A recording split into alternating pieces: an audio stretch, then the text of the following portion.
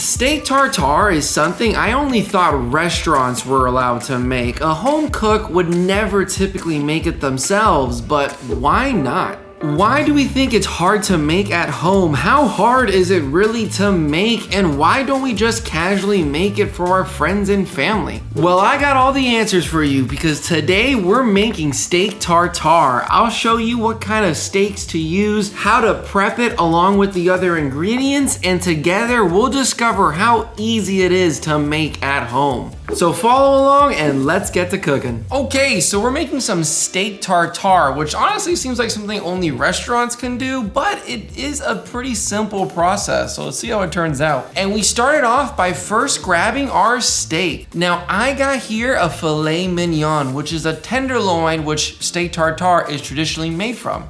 At least I think it is, don't quote me. Now to prep this sucker, all I'm gonna do is simply remove that plastic outside of it and throw it in the freezer to firm up a little bit for 20 minutes. This is gonna firm up the meat, which will make it easier to dice later on. Plus 20 minutes gives us plenty of time to prep the rest of our ingredients. The first thing we're gonna prep are our shallots. We're gonna grab one whole shallot and then we're gonna cut the tip off, slicing it in half and peeling off the outside layer. From here, we're gonna give it vertical cuts along the whole shallot, but not passing the root. Make sure the root's intact so it holds the whole shallot together. You're then going to thinly slice it so you get a nice mincing. Take your time with it and don't worry, if you're not mincing it fine enough, you could very easily just run your knife through it once more. After our shallots, we're now gonna mince our chives. Grab yourself a good hearty handful. You want about 2 tablespoons in the end. And to make it easier on myself, I'm gonna cut just a little bit off the end so that way everything's nice and even.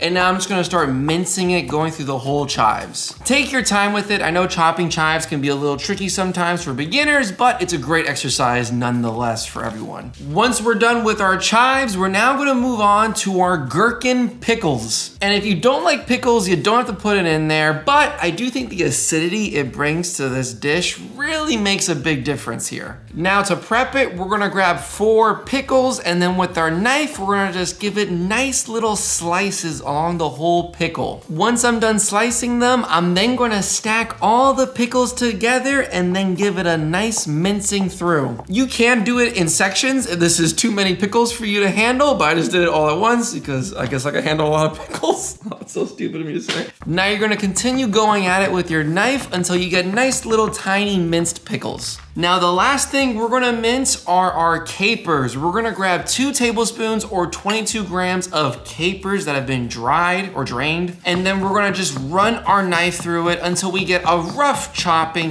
/ mincing. Don't overdo it, just break them up a little bit. And now we're done with all of our prep work, but before we can grab our steaks again, now will be a great time to hit the like and subscribe button if you're enjoying this video. If you're not, I don't know, just keep watching that for me, please. Now I'm gonna grab our steaks that have firmed up quite a bit and I'm gonna first remove that little silver skin or just fat on the outside of it. I'm gonna run my knife through it, taking off little pieces at a time, trying not to take off too much meat, and I'm also gonna remove any large little fat deposits. Fat means flavor for 90% of the time when cooking, but when you're having raw food like this, the fat is a little chewy and kind of a texture problem. Now, once you removed the excess silver skin and fat, we're next going to give our steaks nice little slices, giving ourselves some planks to work with. Now, I'm going to stack 2 planks on top of each other and then give more slices along the whole steak before rotating it and then mincing it into a fine cube. Now, you do want to work slightly quick here because once the steaks get to room temperature, it's a little harder to cut into them because they're no longer as firm, but work at the pace you need to. The last thing you want to do is cut your fingers because you're in a rush. Don't be in a rush, take your time with it. You should end up with some little tiny bite-sized cubes like this, and from here, now we gotta just mix everything together. I'm gonna grab a medium bowl and watch out if your bowl is still slightly wet from the dishwasher. Oh, I got hit with water. I got hit with water. In that bowl, we're gonna put half a tablespoon or 10 grams of Dijon mustard. I'm next gonna throw in 1 egg yolk, and if you're scared about having raw eggs, I would then grab pasteurized eggs if you can find them. Which pasteurized eggs are basically eggs that have already been cooked in the inside at a low enough temperature that doesn't actually change the structure of the egg itself, but all the bacteria is gone. Now I'm gonna grab my handy dandy whisk and begin to mix the egg yolk and Dijon mustard together. Once mixed, I'm gonna slowly drizzle in 1.5 tablespoons or 15 grams of olive oil, making sure to whisk it all together really aggressively as I'm slowly mixing it in. The oil should thicken and fully combine with the Dijon mustard and the egg yolk. From here, we're gonna throw in all of our cube steak, which is 10 ounces worth, giving a light mixing, making sure it's fully incorporated everywhere. From here, I'm gonna throw in half a tablespoon or 5 grams of Worcestershire sauce. I'm next gonna toss in 2 tablespoons or 14 grams of our minced shallots, followed by our 4 Gherkin minced pickles, which is 16 grams, 2 tablespoons or 22 grams of our roughly chopped capers, and 2 tablespoons or 4 grams of our minced chives. Oh, and also don't forget to put 2 teaspoons or 4 grams of salt, as well as a bunch of cranks of black pepper, really until you're tired. Give that a very thorough mixing, and now you have steak tartare. All we gotta do now is plate this sucker. Now to plate this sucker, I'm gonna grab the bowl that I wanna use, and then I'm gonna put a circular little cake cutter, I think. I forgot what it's called, a cake cutter probably. A cookie cutter, that's what it is, a cookie cutter.